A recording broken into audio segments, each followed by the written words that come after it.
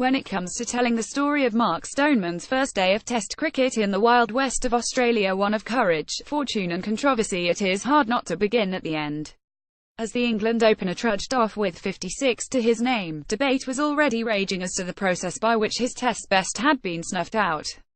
Caught behind superbly by Australia's Tim Paine, after a howitzer from Mitchell Marsh was deemed to have brushed his glove, the decision review system, and its human element, was once again under the microscope.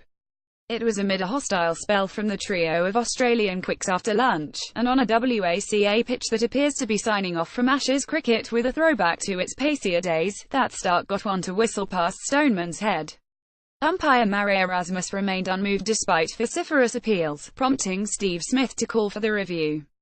Replays showed that Stoneman, in fending in front of face, had taken his bottom hand off the handle and thus, were the ball to have struck it, it should remain not out.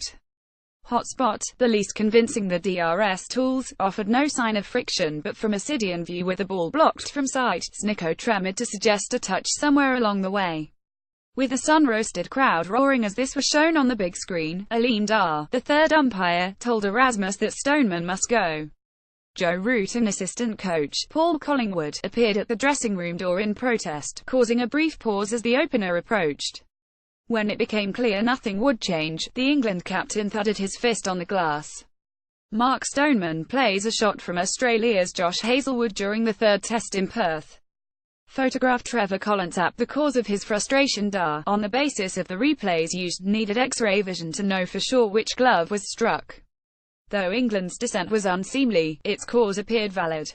After all, the ICC regulations state the TV official must have conclusive evidence to change a decision, and in its absence, it must stay with the on-field umpire.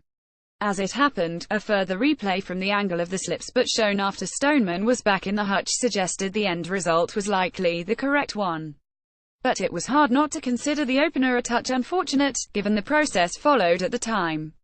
It is fair to counter this by noting that luck had been on the side of Stoneman up to that point, with two chances dropped by Australian fielders either side of being struck on the helmet during a fiery post-lunch burst from Josh Hazlewood.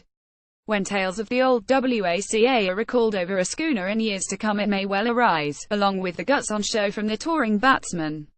Stoneman demonstrated why the England head coach, Trevor Bayliss, in particular rates his flinty temperament.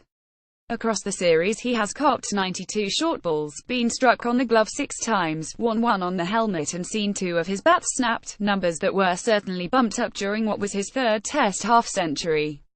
The second snap of Willow occurred during the morning session, when Stark cracked one into the handle. But it was the bouncer from Hazlewood in the afternoon, one that echoed around the WACA upon impact with the side of his head, that was most worrying. The stem guards that protect the neck may fly off dramatically, but this was still an almighty hit. There may be some technical work required, with a slight blind spot to the angle from around the wicket and a propensity to keep the hands high, as was witnessed in his dismissal. But the Rocky nickname he inherited from his father Ian, a prominent league cricketer and umpire in the North East, is already getting a second layer of meaning on this tour.